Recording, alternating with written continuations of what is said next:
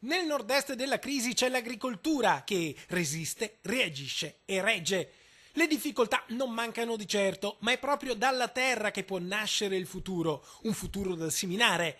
Qualche germoglio c'è già. Nell'ultimo anno il Veneto aumenta del 3% la sua produzione agricola lorda, che vale 5 miliardi e mezzo di euro. Cala invece il numero dei coltivatori, meno 6,5%.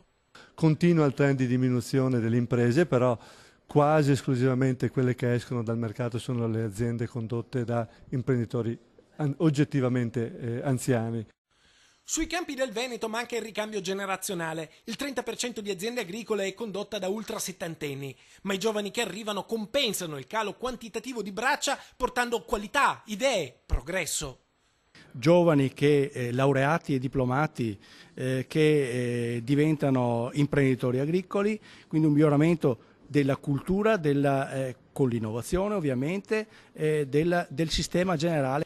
I dati di Veneto Agricoltura sono in chiaroscuro, tutta colpa di una primavera molto piovosa, colpa che poi diventa un merito quando l'acqua aiuta la prima coltura del nord-est, il mais. Ma anche la soia, che rispetto alla siccità del 2012 segnano una crescita record del 48%.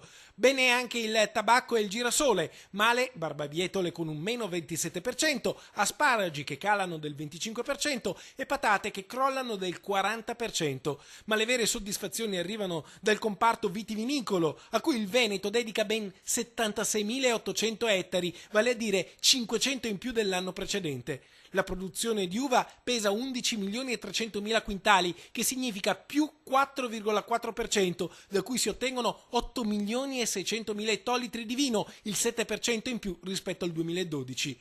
L'incremento produttivo, che ha portato a un calo dell'11% dei prezzi, è più forte nel Vicentino con un più 28% e nel Padovano con un più 25%. Ma è il Prosecco il vero fiore all'occhiello del vino veneto.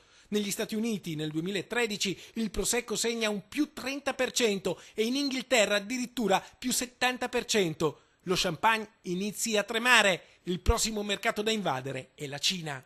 Il mercato cinese è il secondo mercato della Ferrari, per dire dopo gli Stati Uniti, per dire il livello di tensione della popolazione cinese abbiente verso i prodotti italiani. Per cui questa sarà la nuova meta dei prodotti dell'agrofood nazionale.